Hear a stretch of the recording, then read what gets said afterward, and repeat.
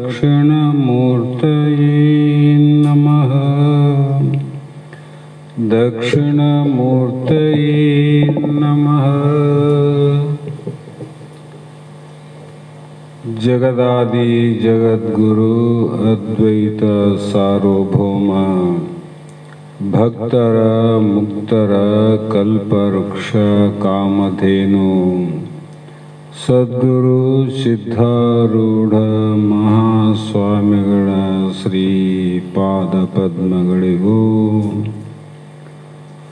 ಆರೂಢ ಜ್ಯೋತಿ ಸದ್ಗುರು ಶಿವಪುತ್ರ ಮಹಾಸ್ವಾಮಿಗಳ ಶ್ರೀ ಪಾದಗಳಿಗೂ ಶ್ರೋತ್ರಿಯ ಬ್ರಹ್ಮನಿಷ್ಠರು ಬ್ರಹ್ಮಲೀನರು ನಿರಂತರ ಜ್ಞಾನದಾಸೋಹಿಗಳಾದ ಸದ್ಗುರು ಬಸವಾನಂದ ಮಹಾಸ್ವಾಮಿಗಳ ಚರಣ ಕಮಲಗಳಿಗೂ ಅನಂತ ದೀರ್ಘ ದಂಡ ಪ್ರಣಾಮಗಳನ್ನು ಸಮರ್ಪಿಸುತ್ತ ಸದ್ಗುರು ಸಿದ್ಧಲಿಂಗಪ್ಪ ತಾತ ಕಪಗಲ್ ಇವರನ್ನು ಮನದೋಳು ಪೂಜಿಸುತ್ತ ತಮ್ಮೆಲ್ಲರಿಗೂ ಅನಂತ ವಂದನೆಗಳನ್ನು ಸಮರ್ಪಿಸುತ್ತ ಇವತ್ತಿನ ದಿನ ಶ್ರೀಮದ್ ಭಗವದ್ಗೀತೆ ಎನ್ನುವ ಗ್ರಂಥದ 13ನೇ ಅಧ್ಯಾಯದ 25ನೆಯ ಶ್ಲೋಕ ಇಂದಿನ ಆಧಾರದ ವಿಷಯವಾಗಿದ್ದು, ನಿನ್ನೆ ದಿನ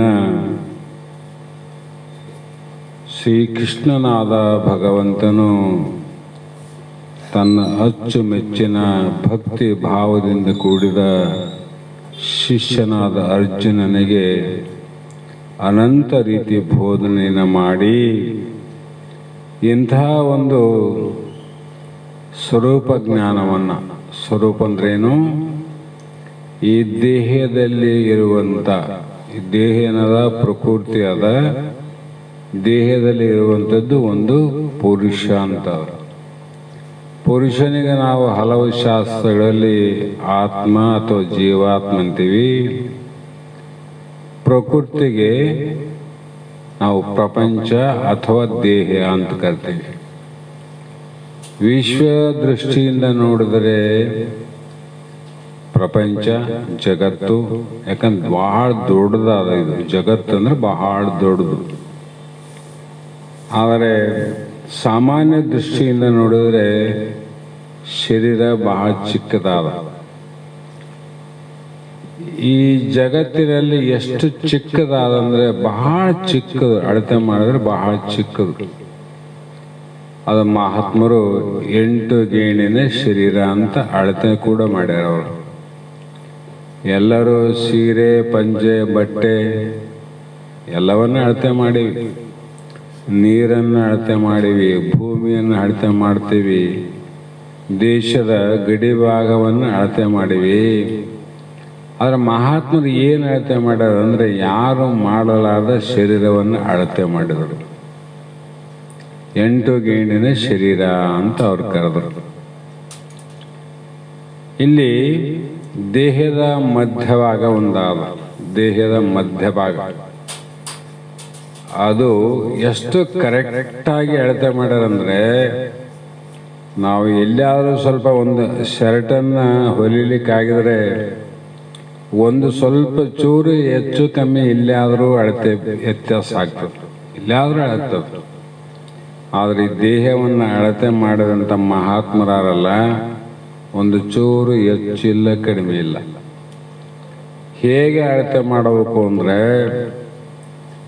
ನಮ್ಮ ದೇಹದ ಮಧ್ಯಭಾಗ ಮಲಮೂತ್ರ ಬಿಡುವಂಥ ಏನು ಗುದದ್ವಾರದಲ್ಲಿ 4 ಬೆರಳನ್ನು ಇಟ್ಟರೆ, ಆ ಬೆರಳಿಗೆ ಕೈ ಇಟ್ಟರೆ ಅದು ದೇಹದ ಮಧ್ಯಭಾಗ. ಅಲ್ಲಿಂದ ಕೆಳಗೆ ಅಳತೆ ಮಾಡಿದರೆ 3.5, ಮೇಲೆ 3.5, ಇದೇನಾಯ್ತು 7 ಆಯ್ತಲ್ಲ. ಪಾದ ಒಂದು ಸೇರಿಸಿ ಇದು 8 ಗೇಣು, ಕೆಳಗೆ 3.5 ಗೇಣು, ಮೇಲೆ 3.5 ಗೇಣು, 7 ಗೇಣು ಆಯಿತು. ಪಾದ ಒಂದು ಈ ಥರ ಅಳತೆ ಮಾಡಿದ್ರೆ ಇದು ಒಂದು ಗೇಣು. ಇದು 8 ಗೇಣಿನ ಶರೀರ ಅಂತ. ಈ 8 ಗೇಣಿನ ಶರೀರದಲ್ಲಿ, ಚಿಕ್ಕ ಶರೀರದಲ್ಲಿ ಆ ವಿಶ್ವದ ತುಂಬ, ಜಗತ್ತಿನ ತುಂಬ ತುಂಬಿರುವಂಥ ಆ ಪರಮಾತ್ಮ ನಮ್ಮಲ್ಲಿ ಆನಂದ್ರೆ, ಪರಮಾತ್ಮ ದೇಹದಕ್ಕಿಂತ ಸಣ್ಣವನು ನಿಂತಿರೋ ಅಥವಾ ದೇಹದಕ್ಕಿಂತ ದೊಡ್ಡವನು ಅನ್ಬೇಕು? ದೊಡ್ಡವನಲ್ಲ. ಯಾಕಂದ್ರೆ ಚಿಕ್ಕವನು ಅಂತ ಹೇಳಿದರೆ ಅಲ್ಲಿ ಜಗತ್ತಿನಲ್ಲಿ ಅವನು ದೊಡ್ಡವನಾಗಬಾರ್ದಾಗಿತ್ತು. ಅಲ್ಲಿ ದೊಡ್ಡವನು ಅಂತ ಒಪ್ಪಿಕೊಂಡಾಗ ದೇಹದಲ್ಲಿ ಚಿಕ್ಕವನಾಗಬಾರ್ದಾಗಿತ್ತು. ಆದರೆ ಸಂಶಯ ಬರ್ತದ, ಪರಮಾತ್ಮ ದೊಡ್ಡವನಾನು ಪರಮಾತ್ಮ ಚಿಕ್ಕವನಾನು? ವಿಚಾರ ಮಾಡಿದಾಗ ಪರಮಾತ್ಮ ದೊಡ್ಡವನೂ ಅಲ್ಲ, ಚಿಕ್ಕವನು ಅಲ್ಲ. ಮತ್ತಿಲ್ಲಿ ಚಿಕ್ಕದು ಅಂತ ನಮಗೆ ಅನುಭವಕ್ಕಾದ ದೇಹದಲ್ಲಿ ಜಗತ್ತಿನಲ್ಲಿ ದೊಡ್ಡವನಾನ, ದೊಡ್ಡವನಂತಾದರೂ ಹೇಳ್ಬೋದು, ಇಲ್ಲಿ ಚಿಕ್ಕವನಂತಾದರೂ ಹೇಳಬೇಕಲ್ಲ. ಆದರೆ ಹಾಗೆ ಹೇಳಕ್ ಬರಂಗಿಲ್ಲ. ದೊಡ್ಡವನು ಹೌದು, ಚಿಕ್ಕವನು ಹೌದು. ಈ ಹೆಂಗ ದೊಡ್ಡವನಾದ ಅಂದರೆ, ಉಪಾಧಿ ದೃಷ್ಟಿಯಿಂದ ಜಗತ್ತಿನಲ್ಲಿ ಪರಮಾತ್ಮ ದೊಡ್ಡವನಾದ. ದೇಹ ಉಪಾಧಿ ಚಿಕ್ಕದು ಇರುವ ಕಾರಣ ಇಲ್ಲಿ ಚಿಕ್ಕವನಾಗಿ ಕಾಣ್ತಾನೆ ನೋಡ್ರಿ. ಆದ್ರೆ ಉಪಾಧಿಯನ್ನು ಬಿಟ್ರೆ ಘಟಾಕಾಶ, ಮಠಾಕಾಶ, ಮಹಾಕಾಶ ಒಂದೇ ಅಂತ ತೀರ್ಮಾನಕ್ಕೆ ಬಂದ್ರು. ಆದರೂ ಕೂಡ ಈ ಜಗತ್ತಿನಲ್ಲಿ ಎಲ್ಲವನ್ನ ತಿಳಿದಂಥ ಅರ್ಜುನನಿಗೆ ಶ್ರೀಕೃಷ್ಣ ಭಗವಂತ ಮತ್ತೆ ಉಪದೇಶ ಮಾಡ್ತಾನ. ನೋಡು, ಇದನ್ನ ತಿಳಿಯಲಿಕ್ಕೆ ಲೋಕದಲ್ಲಿ 4 ಪ್ರಕಾರದ ಅಧಿಕಾರಿಗಳುಂಟು. 4 ಪ್ರಕಾರ. ಯಾರವರು ಅಂದರೆ, ಮಂದಮತಿ, ವಿಚಾರಿ, ದೈವಪರ. ಮಂದ ಬುದ್ಧಿಯುಳ್ಳವನು, ಮಧ್ಯ ಬುದ್ಧಿಯುಳ್ಳವನು, ಉತ್ತಮ ಬುದ್ಧಿಯುಳ್ಳವನು. ಉತ್ತಮನಾದಂಥ ಅಧಿಕಾರಿ ವಿಚಾರವನ್ನು ಮಾಡಿ, ಎಲ್ಲಿ ಮಾಡ್ತಾನೆ? ಗುರುಮುಖದಿಂದ ವಿಚಾರವನ್ನು ಮಾಡಿ ತನ್ನ ಸ್ವರೂಪ ಸಾಕ್ಷಾತ್ಕಾರಕೊಂಡು ಆತ ಮುಕ್ತ ಆಗ್ತಾನೆ. ದೈವಪರ ಏನು ಮಾಡ್ತಾನಂದ್ರೆ, ದೇವರಲ್ಲಿ, ಪರಮಾತ್ಮನಲ್ಲಿ ಭಕ್ತಿಯನ್ನು ಮಾಡಿಕೊಂಡು ಆತ ಮುಕ್ತಿಯನ್ನು ಬಹುಕಾಲದ ನಂತರ ಪಡೆಯಬಹುದು ಅಂತ ಹೇಳಿದರು. ಮಂದಮತಿ ತನ್ನ ಭೋಗ ಭಾಗ್ಯಗಳನ್ನು ಪಡೆಯೋಕ್ಕೋಸ್ಕರವಾಗಿ ಅವನು ಏನು ಬೇಕಾಗ್ಯದ? ಭೋಗ ಭಾಗ್ಯ ಬೇಕಾಗ್ಯದ. ಅದಕ್ಕೆ ಸತಿ ಪುತ್ರಾದಿಗಳನ್ನು ಮೊದಲುಗೊಂಡು ಧನ, ಕನಕ, ಅಧಿಕಾರ, ಅಂತಸ್ತು ಏನು 8 ಆವ ಮದಗಳವು, 8 ಮದಗಳು, ಆ ಮದಗಳಿಂದ ಕೂಡಿದಂಥ ಐಶ್ವರ್ಯವನ್ನು ಪ್ರಾಪ್ತಿ ಮಾಡಬೇಕಂತ ಅವನು ಕರ್ಮದ ದಾರಿ ಹಿಡಿದನ.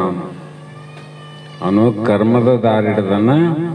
ಅವನು ಭೋಗದಲ್ಲಿ ಆಸಕ್ತನಾಗ್ಯಾನ.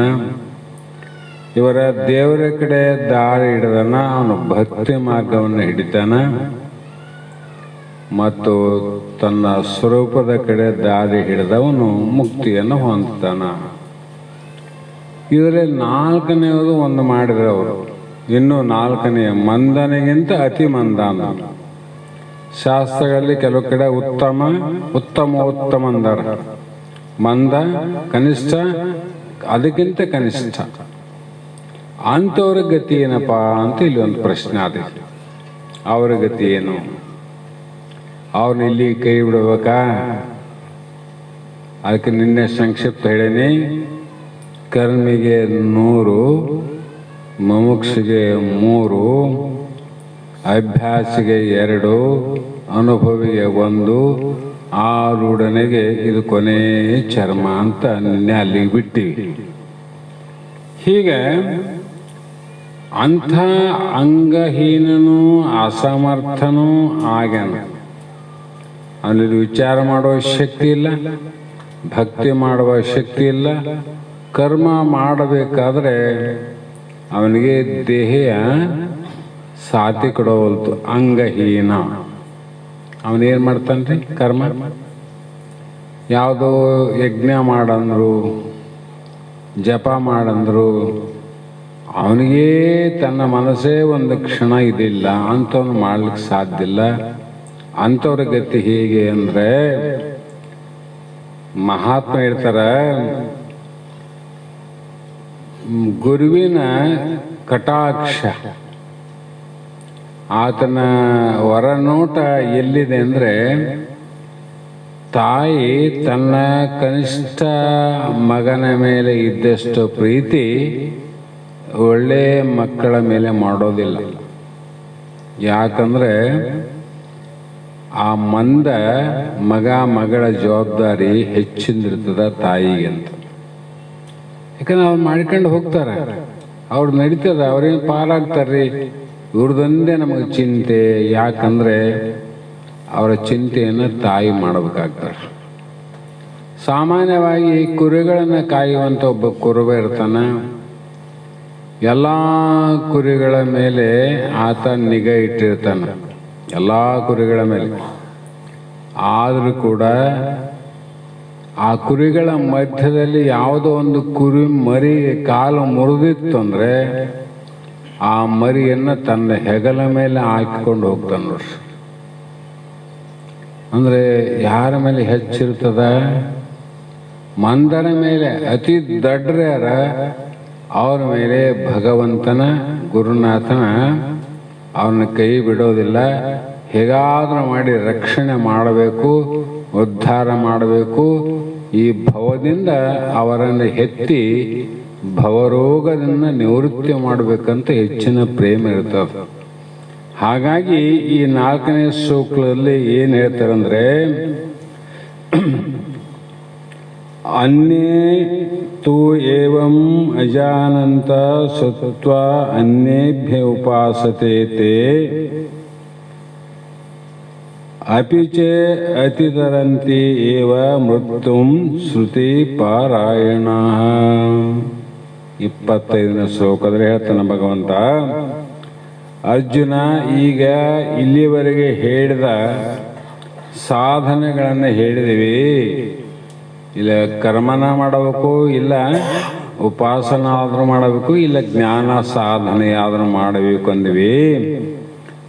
ಇವು 3 ಸಾಧನೆಯನ್ನ ಮಾಡಲಾರದವರು, ಇವು 3 ಮಾಡೋಕ್ಕಾಗಲ್ಲ ಅವರಿಗೆ. ಗುರುವು ಸೂಚಿಸಿದ ಮಾರ್ಗದಲ್ಲಿ ನಡೆದು ಸಿದ್ಧಿಯನ್ನು ಪಡೆಯಬಹುದು. ಇವು 3 ಆಗಲಿಲ್ಲ ಅಂದರೆ ಗುರು ಹೇಳಿದ ಮಾರ್ಗದ ಸೂಚನೆಯಿಂದ ಸಿದ್ಧಿಯನ್ನು ಕೂಡ ಪ್ರಾಪ್ತಿ ಮಾಡಿಕೊಳ್ಳಬಹುದು. ಯಾಕಂದರೆ ತಮಗೆ ಯಾರ ಮೇಲೆ ಪೂಜ್ಯ ಭಾವನೆ ಇದೆಯೋ, ಶ್ರದ್ಧಾ ವಿಶ್ವಾಸ ಇದೆಯೋ, ಅವರು ಹೇಳಿದ ಬೋಧಗಳನ್ನು ಕೇಳುತ್ತಲೂ ಅವರು ಹೇಳಿದ ಉಪಾಸನೆಯನ್ನು ಆಚರಿಸುತ್ತಲೂ ಶ್ರುತಿ ಪಾರಾಯಣರಾಗಿ ಜನ್ಮ ಮರಣರೂಪ ಸಂಸಾರವನ್ನು ಕೂಡ ಅವರು ಸುಲಭವಾಗಿ ದಾಟುತ್ತಾರೆ. ಅವರಿಗೂ ಕೂಡ ದಾಟಲಿಕ್ಕೆ, ಭವಸಾಗರ ದಾಟಲಿಕ್ಕೆ ಮಾರ್ಗಗಳಾವ ಅಂತ ಯಾಕೆ ಹೇಳಿದ್ರಿ ಇಲ್ಲಿ? ಅಲ್ಲಿಂದ ಇಲ್ಲಿವರೆಗೂ ಜ್ಞಾನ ದೇವತೋ ಕೈವಲ್ಯ ಅಂತ ಹೇಳ್ತಾ ಬಂದರು. ಜ್ಞಾನದಿಂದಲೇ ಮೋಕ್ಷ, ಅದನ್ನು ಬಿಟ್ಟು ಅನ್ಯ ಮಾರ್ಗ ಇಲ್ಲ ಅಂತ ಶ್ರುತಿ ಪ್ರಮಾಣ ಸ್ವಾನುಭಾವದಿಂದ ಹೇಳ್ತಾ ಬಂದರು. ಯಾಕೆ ಹೇಳಿದ್ರು ಅಂದರೆ, ಜ್ಯೋತಿಯ ಬಲದಿಂದ ತಮ್ಮಂದದ ಕೇಳು ಅಂತ ಹೇಳಿದಂಗೆ, ಕತ್ತಲು ಹೋಗ್ಬೇಕಾದ್ರೆ ಕತ್ತಲಲ್ಲಿ ನೀನು ಕರ್ಮ ಮಾಡಿದ್ರೂ ಕತ್ತಲು ಹೋಗಲ್ಲ, ನೀನು ಧ್ಯಾನ ಮಾಡಿದ್ರೂ ಕತ್ತಲು ಹೋಗೋದಿಲ್ಲ, ಉಪಾಸನೆ ಮಾಡಿದ್ರೂ ಕತ್ತಲು ಹೋಗೋದಿಲ್ಲ. ಜ್ಯೋತಿ ಜ್ಯೋತಿ ಜ್ಯೋತಿ ಅಂತ ನೀನು ಮಂತ್ರ ಉಚ್ಚಾರ ಮಾಡಿದ್ರು ಕೂಡ ಆ ಕತ್ತಲು ಹೋಗೋದಿಲ್ಲ. ಯಾಕೆ ಹೋಗೋದಿಲ್ಲ? ಅದು ಜ್ಯೋತಿಯನ್ನ ಬೆಳಗಿಸೋದನ್ನಕ್ಕ ಅಂದ್ರೆ, ನೀನು ಜ್ಯೋತಿ ಜ್ಯೋತಿ ಜ್ಯೋತಿ ಅಂದ್ರೆ ಬೆಳಕಂದ್ರೆ ಕತ್ತಲು ಹೋಗೋದಿಲ್ಲ. ಬೆಳಕನ್ನ ಹಚ್ಚಬೇಕು, ಅವಾಗ ಕತ್ತಲು ಹೋಗ್ತದೆ. ಇದು ಅನುಭವ ಅದಲ್ಲ. ಅದರಂತೆ ಕತ್ತಲು ಹೋಗಬೇಕಾದ್ರೆ ಜ್ಯೋತಿಯನ್ನು ಬೆಳಕಬೇಕು. ಅದರಂತೆ ನಿನ್ನ ಅಜ್ಞಾನ, ಅಂತರಂಗದ ಅಜ್ಞಾನ ನಿವೃತ್ತಿ ಆಗಬೇಕಾದ್ರೆ ಪ್ರಬಲ ಶಕ್ತಿ ಉಳ್ಳವ, ಸಾಮರ್ಥ್ಯವುಳ್ಳಂತ ಒಬ್ಬ ಸದ್ಗುರುವಿನ ಆತ್ಮಜ್ಞಾನ ನಿನಗೆ ಬೇಕು ಅಂತ ಹಿಂದೆ ಹೇಳ್ತಾ ಬಂದರು. ಈಗ ಹೇಳ್ತಾರ ಕರ್ಮಾನು ಮಾಡೋಕ್ಕಾಗೋದಿಲ್ಲ, ಉಪಾಸನೆ ಮಾಡೋಕ್ಕಾಗವಲ್ತು, ಜ್ಞಾನ ಅಂತೂ ಮೊದಲೇ ಆಗೋದಿಲ್ಲ, ಆದರೂ ಕೂಡ ಈ ಭವಸಾಗರವನ್ನು ದಾಟಬಹುದು ಅಂತ ಇಲ್ಲಿ ಹೇಳ್ತಾರೆ. ಯಾಕೆ ಹೇಳ್ತಾರಂದ್ರೆ, ಕುರಿ ಮರಿಯನ್ನ ಹೊತ್ತುಕೊಳ್ಳುವ ಚಟಕ್ಕಾಗೆಲ್ಲ ಅದಕ್ಕೆ ಸಹಾಯ ಮಾಡೋದಕ್ಕೋಸ್ಕರವಾಗಿ ಎಲ್ಲ ಕುರಿಗಳನ್ನು ನಡೆಸಿ ಕಾಲು ಮುರಿದ ಕುರಿಗಳನ್ನು ಕೊಂಕಳಲ್ಲಿ ಹೆಗಲ ಮೇಲೆ ಹೊತ್ತುಕೊಂಡು ಹೋಗಿ ಮತ್ತೆ ಅಲ್ಲಿ ಬಿಡೋದಕ್ಕೋಸ್ಕರವಾಗಿ. ಕೈ ಬಿಡಬಾರದು, ಕೈ ಹಿಡಿಯುವ ಕೆಲಸ ಗುರುಗಳು ಮಾಡ್ತಾರೆ ವಿನ ಕೈ ಬಿಡೋ ಕೆಲಸ ಮಾಡಂಗಿಲ್ಲ. ಆದರೆ ಕೈ ಹಿಡಿಯುವಾಗ ಯೋಚನೆ ಮಾಡಿ ಕೈ ಹಿಡಿಬೇಕು. ಯೋಚನೆ ಮಾಡಿ. ಒಂದು ಸಲ ಪ್ರಪಂಚದಲ್ಲಿ ಏನೋ ಒಬ್ಬ ಸತಿ, ಒಬ್ಬ ವಧುವರರ ಕೈ ಹಿಡಿದ ಮೇಲೆ ಅದೇನು ಜೀವ ಪರಮಾತ್ಮರ ಬ್ರಹ್ಮವಿದ್ಯದ ಕೈ ಹಿಡದಲ್ಲ, ಬರೇ ಸುಮ್ಮನೆ ಎರಡು ದೇಹದ ಎರಡು ಕೈಗಳು ಒಂದು 10-20 ನಿಮಿಷ ಹಿಡಿದದಕ್ಕಾಗಿ ಆ ಕೈ ಬಿಡಬೇಕಾದ್ರೆ ಭಾಳ ಕಷ್ಟ ಅದ. ಕೋರ್ಟಿಗೆ ಹೋಗ್ಬೇಕು, ಏನೇನೋ ಆಗಬೇಕು, ಭಾಳ ಕಷ್ಟ ಆದಿಲ್ಲ. ಮತ್ತಿಲ್ಲಿ ಪಾರಮಾರ್ಥದಲ್ಲಿ ಗುರುವೇ ಪತಿ, ಶಿಷ್ಯನೇ ಸತಿ. ಇಲ್ಲಿ ಒಬ್ಬರ ಕೈ ಹಿಡಿದು ಅಂದ ಮೇಲೆ ಕೈ ಬಿಡೋದು ಭಾಳ ಕಷ್ಟ ಅದ. ಕುರುಬ ಕಾಲು ಮುರಿದದಂತೇಳಿ ಆ ಮರಿನ ಬಿಟ್ಟು ಬರುವುದಾಗಿತ್ತಲ್ಲ, ಬಿಡೋಕೆ ಬರೋದಿಲ್ಲ ಅಂತ. ದಡ್ಡಾದ ಒಂದು ಮಗು ಅಂತ ಅದನ್ನ ಬಿಡುವುದಾಗಿತ್ತಲ್ಲ ತಾಯಿ, ಬಿಡೋಕೆ ಬರೋದಿಲ್ಲ ಅಂತ. ಹಾಗಾಗಿ ಅಂತ ದುರ್ಬಲನಾದ ಶಿಷ್ಯನಿದ್ದರೂ ಕೂಡ ಆತ ಏನು ಹೇಳಿದ ಅಂದರೆ, ಶ್ರುತಿ ಪಾರಾಯಣರು ಎಂದಿದ್ದಾರೆ. ಶ್ರುತಿ ಪಾರಾಯಣ ಅಂದರೆ ಶ್ರುತಿ ಪುರಾಣಗಳನ್ನು, ವೇದಗಳಲ್ಲಿ ಹೇಳಿದಂಥ ವೇದ ಸಂಬಂಧಪಟ್ಟಂಥ ಭಾಗವತ ಮುಂತಾದ ಪುರಾಣ ಪಾರಾಯಣಗಳೇನಾವ, ಅವುಗಳಲ್ಲಿ ಹಿರಿಯರ ಹೇಳಿದ ಮಾತುಗಳನ್ನು ಶ್ರದ್ಧೆಯಿಂದ ಕೇಳುವುದೇ ಅವರ ಪಾಲಿಗೆ ತಪಸ್ಸು. ತಪಸ್ಸಂದ್ರೆ ಏನು? ಶರೀರದಿಂದ, ವಾಣಿಯಿಂದ, ಮನಸ್ಸಿನಿಂದ ಅಂತ ಹೇಳಿರಲ್ಲ. ಈ ಮನಸ್ಸಿನಿಂದ ಹಿರಿಯರು ಹೇಳಿದ ಮಾತನ್ನ ಮಾಡಿ ಮುಗಿಸುವುದೇ ಅದು ತಪಸ್ಸು. ಅದಕ್ಕಾಗಿ ಶ್ರುತಿ ಪಾರಾಯಣರಂದ್ರು. ಆ ಶಬ್ದ ಯಾಕೆ ಬಳಸಬೇಕಾಗಿತ್ತು ಅಂದರೆ, ಎಲ್ಲ ಕ್ಷೇತ್ರದಲ್ಲಿ ಹಿರಿಯರಾರ. ವ್ಯಾಪಾರ ಕ್ಷೇತ್ರದಲ್ಲಿ ಹಿರಿಯರಾರ ಆರಿಲ್ಲ, ಮತ್ತೆ ಕುಲ ಜಾತಿಯಲ್ಲಿ ಹಿರಿಯರನ್ನಾರ, ಹೊರಗ ಪಂಡಿತರಾದಂಥ ಬಹಳ ಮಂದಿ ಹಿರಿಯರಾರ. ಕಳ್ಳತನದಲ್ಲಿ ಹಿರಿಯರು ನಾರ, ಕಳ್ಳತನ ಮಾಡಲಿ ಹಿರಿಯರಾರ. ಅವರು ಈಗ ಕಳ್ಳತನ ಪ್ರಾರಂಭ ಮಾಡುವಂಥ ಕಳ್ಳನಿಗೆ ತಮ್ಮ ಅನುಭವವನ್ನು ಹೇಳಿಕೊಡ್ತಾನೆ. ಕಳ್ಳತನ ಹಿಂಗೆ ಮಾಡಬೇಕು, ಮೇಲಂತಸ್ತಿನ ಮನಿದ್ರೆ ಹೇಗೆ ಮಾಡಬೇಕು, ಲಾಳಗಣ್ಣಿಗಿರಂಥ ತಲಬಾಗಿಲಲ್ಲಿ ಹೇಗೆ ಮಾಡಬೇಕು, ನಾನಾ ರೀತಿ ಅನುಭವಗಳನ್ನು ಹೇಳಿಕೊಡ್ತಾನೆ ನೋಡ್ರಿ. ಮತ್ತು ಅಂಥವ್ರ ಮಾತು ಕೇಳಬೇಕಂತ ಲಕ್ಷ್ಯ ಆಗ್ತದೆ ಅಂತೇಳಿ ಶ್ರುತಿ ಪಾರಾಯಣರು ಅಂದ್ರು. ಅವರು ಇವರಲ್ಲ, ಜಗತ್ತಿನಾಗೇನು ಬುದ್ಧಿವಂತರು ಅಂತಾರ. ಅವರ ವೇದಾಂತ ವಿಚಾರ ಶ್ರವಣ ಕಾಲದಲ್ಲಿಯೇ ನಿದ್ರಾ ದೇವತೆಯು ಆವರಿಸುತ್ತಾಳೆ. ಯಾರಿಗೆ? ಮಂದಲ್ಲ, ಅತಿ ಮಂದ. ಯಾವಾಗ ನಿದ್ದೆ ಬರ್ತದ ಅವನಿಗಂದ್ರೆ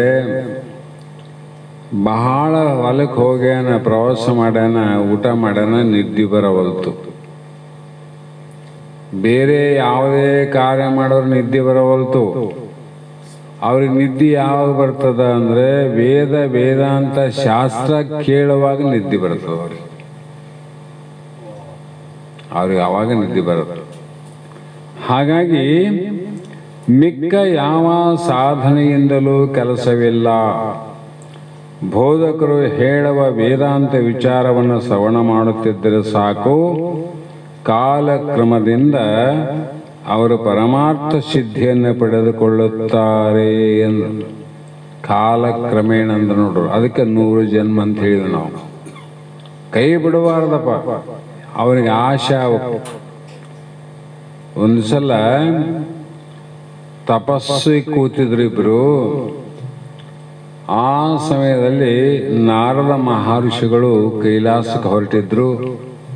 ಅವರು ಹೋಗುವಾಗ ನಾರಾಯಣ ನಾರಾಯಣ ನಾರಾಯಣ ಅಂತ ನಾದ ಮಾಡೋದೇ ಅವ್ರ ಕೆಲಸ.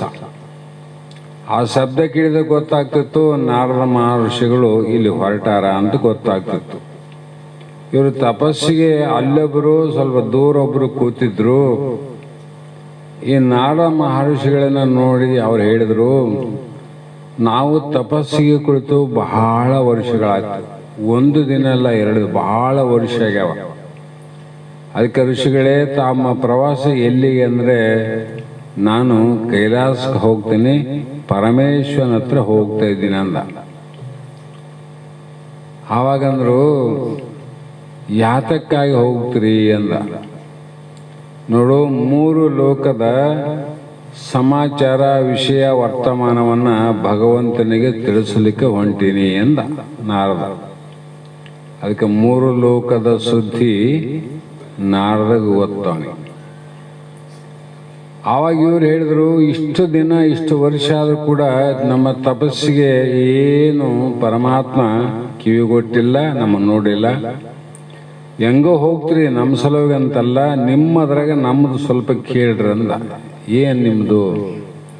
ಭಗವಂತ ಪರಮಾತ್ಮ ನಮಗೆ ಯಾವಾಗ ಭೇಟಿ ಆತನ ಕೇಳಿಕೊಂಡು ಬರ್ರಿ ಅಂದ್ರ ಒಂದು ಧೈರ್ಯ ಬರ್ತದ. ಆಗಲಂದ ನಾರದ ಮುಂದ ಸಂಚಾರ ಮಾಡಿದ ಕೈಲಾಸಕ್ಕೆ ಹೋಗಿ ನಾರದ ಋಷಿಗಳಿಗೆ ದೇವಲೋಕದಲ್ಲಿ ಅವನಿಗೊಂದು ಹೆಚ್ಚಿನ ಮಹತ್ವ ನಾರದ ಋಷಿಗಳಲ್ಲಿ. ಆವಾಗ ಪರಮಾತ್ಮ ಲೋಕದ ಸಮಾಚಾರವನ್ನು ಕೇಳಿದಾಗ ಎಲ್ಲಿ ಏನಾದ, ಇಲ್ಲಿ ಏನಿಲ್ಲ, ಎಲ್ಲಿ ಏನು ಹೇಳಬೇಕು, ಎಲ್ಲಿ ಜಗಳ ಹಚ್ಚಬೇಕು, ಎಲ್ಲಿ ಹಚ್ಚಬಾರದು, ಎಲ್ಲ ನಾರದನ ಕಾರ್ಯ ಇದು. ಯಾಕಂದ್ರೆ ಲೋಕವನ್ನ ಧರ್ಮ ಅಧರ್ಮವನ್ನ ಬ್ಯಾಲೆನ್ಸ್ ಮಾಡೋಕ್ಕೋಸ್ಕರವಾಗಿ ನಾರದ ಕಾರ್ಯ ಮಾಡಿದ ವಿನಃ ಆತನಿಗೆ ಯಾರು ವೈರಿಗಳಲ್ಲ, ಯಾರು ಪ್ರೇಮಿಗಳಲ್ಲ. ಆದರೂ ಇಲ್ಲದನ್ನ ಅಲ್ಲಿ ಹೇಳ್ತಿದ್ದ, ಅಲ್ಲಿ ತಂದು ಇಲ್ಲಿ ಹೇಳ್ತಿದ್ದ. ನಾಶ ಮಾಡ್ಬೇಕಲ್ಲ, ಬಲಾಢ್ಯರಿಂದನೇ ಬಲಾಢ್ಯರನ್ನ ನಾಶ ಮಾಡಬೇಕಾದ್ರೆ ಅವ್ರಿಗಿಂತ ಬಲಾಢ್ಯರೇ ಬೇಕು. ಹಾಗಾಗಿ ಬಲಾಢ್ಯ ಯಾರಪ್ಪ? ಪರಮಾತ್ಮ ಬಲಾಢ್ಯ. ಅವನ ಮುಂದೆ ಹೇಳಿದ್ರೆ ಶಿಕ್ಷೆ ಆಗ್ತದಂತ ವಿಚಾರ. ಎಲ್ಲ ವಿಚಾರ ಮಾಡಿದ ಮ್ಯಾಗ ಇವರು ಪುಣ್ಯಾತ್ಮರು ಹೇಳಿದ ಮಾತು ನೆನಪು ಬಂತು. ಪರಮಾತ್ಮ ಇನ್ನೊಂದು ಮಾತಾದಂದ.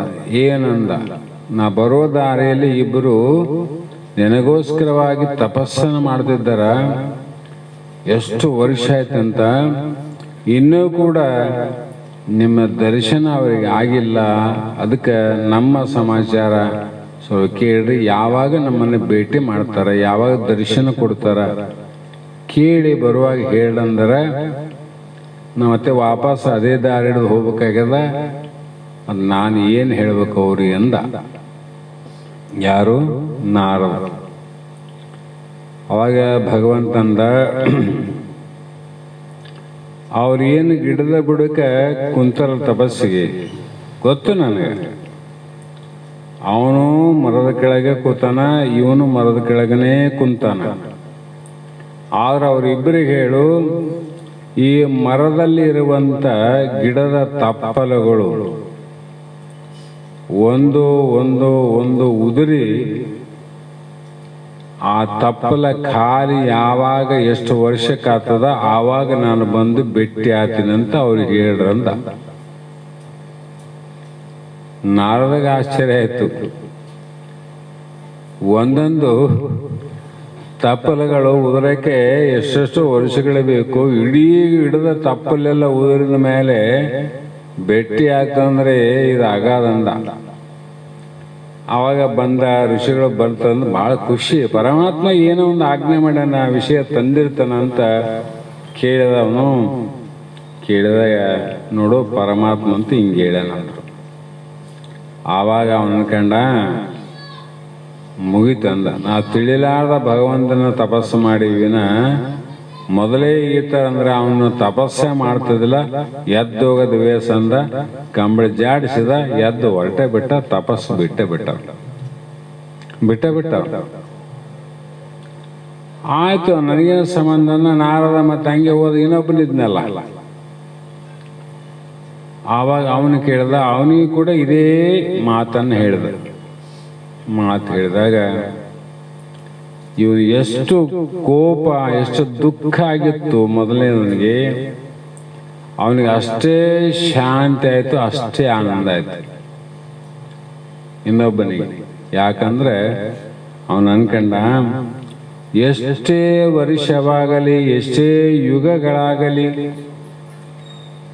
ಕೊನೆಗೆ ಪರಮಾತ್ಮ ನನ್ನನ್ನು ಭೇಟಿ ಆತನ ಅಂತ ಹೇಳಿ ಕಳಿಸಿನಂದ್ರೆ ನನ್ನಂತ ಶ್ರೀಮಂತನೇ ಇಲ್ಲ ಅಂದವನು, ನನ್ನಂತ ಭಾಗ್ಯಶಾಲಿ ಇಲ್ಲ, ಕುಂದ್ರ ಮಂದವನು.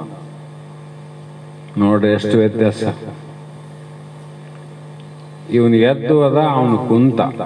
ಯಾವಾಗನ ಬರಲಿ ಕೊನೆಗೆ ಭಗವಂತ ಭೇಟಿ ಆತನಲ್ಲ. ಎಷ್ಟು ಜನ್ಮಗಳಾದ್ರೂ ಕೂಡ ಭಗವಂತ ಪರಮಾತ್ಮನ ನೋಡ್ಲಾರ್ದ, ಕಾಣಲಾರ್ದ, ಭೇಟಿ ಆಗ್ಲಾರ್ದವ್ರು ನಾವು ಕೊನೆಗೆ ಇನ್ನೂ ಎಷ್ಟು ಜನ್ಮ ಬಂದರೂ ಪರವಾಗಿಲ್ಲ, ಕೊನೆಗೆ ಪರಮಾತ್ಮ ದರ್ಶನ ಆಗ್ತದಲ್ಲ, ಅದಕ್ಕಿಂತ ಹೆಚ್ಚಿಂದ ಏನಂದ ಅಂದ. ಕುಂತ. ನಾರದ ಸ್ವಲ್ಪ 4 ಹೆಜ್ಜೆ ಮುಂದೆ ಹೋಗಿದ್ದಿಲ್ಲ.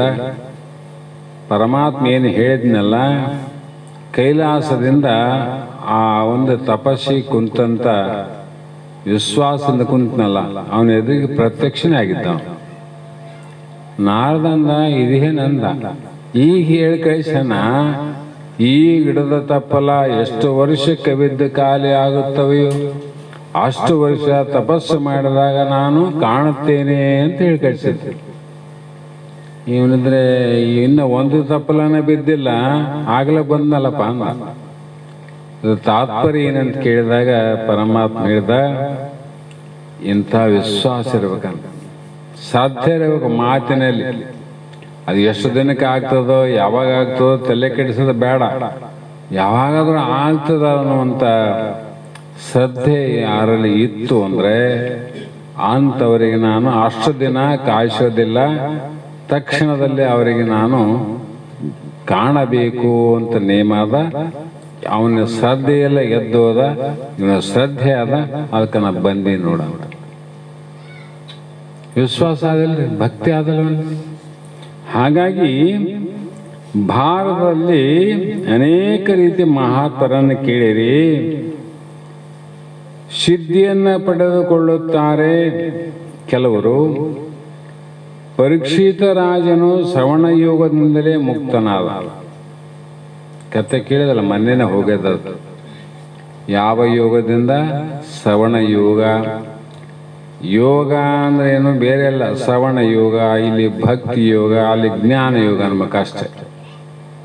ನಾವು ಯೋಗ ಅಂದ್ರೆ ಬೇರೆ ಕಡೆ ಹೋಗ್ಬಿಡ್ತೀವಿ. ಆಸನ ಹಾಕೋದು, ಕೂಂದ್ರದು, ಮತ್ತು ಅನಂತ ರೀತಿ ಏನು ಕಾರ್ಯಗಳಾವ ಆ ಕಡೆ ಹೋಗೋದು ಅದು ಬೇರೆ. ಅದು ಚಿತ್ತವೃತ್ತಿ ನಿವೃತ್ತಿಗೋಸ್ಕರ ಆ ಯೋಗ. ಜ್ಞಾನ ಪ್ರಾಪ್ತಿಗಾಗಿ ಈ ಯೋಗ ಯಾವುದಲ್ಲಿ? ಶ್ರವಣ ಭಕ್ತಿಯಿಂದ, ಶ್ರವಣ ಯೋಗದಿಂದ ಪರೀಕ್ಷಿತ ರಾಜ 7 ದಿನದಲ್ಲಿ ಮುಕ್ತನಾದ.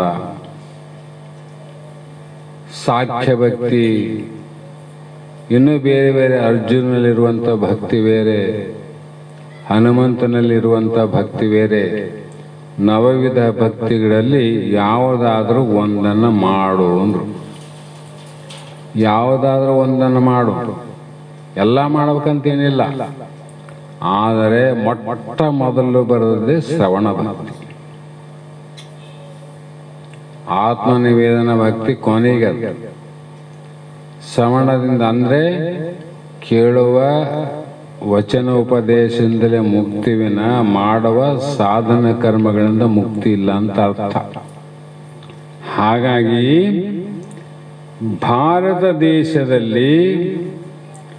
ಭಾರತದಲ್ಲಿ ಕರ್ಣನ ಪಾತ್ರ ಅತಿ ಮುಖ್ಯ. ಮಹಾಭಾರತ ಕರ್ಣನ ಪಾತ್ರ. ಈ ಶರೀರವೆಂಬ ಭಾರತದಲ್ಲಿ, ಭಾರತ ಅಂತ ಅದಕ್ಕೆ ಬಂದದ, ಕರ್ಣವೆಂಬ ಕಿವಿ ಇದೆ, ಪ್ರಧಾನ ಪಾತ್ರ. ಭಾರತ ಅನ್ನುವುದು ಶರೀರ, ಕರ್ಣ ಅನ್ನುವುದು ಇಂದ್ರಿಯ ಸಾಧನ. ಇದು ಬಹಳ ಮುಖ್ಯ ಆದಿಲ್ಲ, ಏನು ಅಮುಖ್ಯ ಅದ, ಬಹಳ ಮುಖ್ಯ ಅದ. ಶರೀರದಲ್ಲಿ ಕಿವಿ ಬಹಳ ಮುಖ್ಯ ಅದ. ಯಾಕೆ ಮುಖ್ಯ ಅದಂದ್ರೆ ಕೇಳಿ ಕೇಳಿ ಕೇಳಿ ಕೇಳಿ ಕೇಳಿ ಇದು ಅಜ್ಞಾನಕ್ಕೊಳಗಾಗದು. ಕೇಳಾಗದು ಮಾಡ್ಯಾಗದ, ಕೇಳಿ ಕೇಳಾಗದ. ಕೇಳಿ ಕೇಳಿ ಕೇಳಿ ಭೌಕ ಹಾಕುವುದು ಇದೇ ಇಂದ್ರಿಯ. ಸಿಡಿದು ಭವದಿಂದ ಕಡೆಗೆ ಮಾಡುವುದು ಇದೇ ಇಂದ್ರಿಯ. ಅದಕ್ಕೆ ದೊಡ್ಡ ಪಾತ್ರ ಅಂತ. ಕರ್ಣನ ಪಾತ್ರ ಮಹಾಭಾರತದಲ್ಲಿ ದೊಡ್ಡ ಪಾತ್ರ ಅಲ್ಲ, ಅದಕ್ಕೆ ಶರೀರದಲ್ಲಿ ಇದು ದೊಡ್ಡ ಪಾತ್ರ. ಅದಕ್ಕಾಗಿ ಇದು ಯೋಗ ಸಾಧನೆಯಲ್ಲಿ ತಾರಕ ಮಂತ್ರವನ್ನು ಕೂಡ ತಗೊಂಡು ಹೋಗೋದದೇ. ತಾರಕ ಗಾಯತ್ರಿ ಇಲ್ಲಿ, ತಾರಕ ಮಂತ್ರ ಇಲ್ಲಿ, ಪಂಚಾಕ್ಷರ ಇಲ್ಲಿ, ಷಡಾಕ್ಷರ ಇಲ್ಲಿ, ಅಷ್ಟಾಕ್ಷರ ಇಲ್ಲಿ, ಯಾವುದಲ್ಲಿ ಪ್ರವೇಶ ಆಗ್ತದೆ? ಕರ್ಣ. ಹಾಗಾಗಿ ಇದು ಏನಾಗ್ತದಂದ್ರೆ ಒಂದೊಂದು ಸಲ ತಾರಕವೂ ಆಗುತ್ತದೆ, ಇನ್ನೊಂದು ಸಲ ಮಾರಕನಾಗ್ತದೆ. ಹೌದಿಲ್ಲ? ತಾರಕ ಅಂದ್ರೆ ಮೇಲೆ ತಗೊಂಡು ಹೋಗೋದು, ಮಾರಕ ಅಂದ್ರೆ ನಿನಗ ಕೆಳಗೆ ತಗೊಂಡೋಗಿ ಅನಂತ ದುಃಖ ಕೊಡೋದು. ಇಲ್ಲಿವರೆಗೂ ಆ ಶಬ್ದಗಳು ಈ ಕಿವಿ ಕರ್ಣ ಬಹಳ ಮುಖ್ಯವಾದ ಪಾತ್ರ ವಹಿಸಿ ಎಷ್ಟು ಜನ್ಮಗಳಲ್ಲಿ ನಾವು ಕೇಳಿ ಕೇಳಿ ಕೇಳಿ ಕೇಳಿ ಕೇಳಿ ನಾವು ಬ್ರಹ್ಮನಾಗಿದ್ರು ಕೂಡ ನಾವು ಸಾಮಾನ್ಯ ಜೀವಿ ಅಂತ ನಾವು ತಿಳ್ಕೊಂಡ್ವಿಲ್ಲ. ನಾನು ಭಾಳ ಚಿಕ್ಕವನು, ನಾನು ಬಹಳ ಸಣ್ಣವನು ಅಂತ ಯಾಕೆ ಬಂತು ಅಂದರೆ ಅದೇ ರೀತಿ ಕರ್ಣನಿಗೆ ಆದ ಗತಿನೇ. ಅಲ್ಲಿ ಏನಾಯಿತು ಕರ್ಣನಿಗೆ? ದಾಸಪುತ್ರ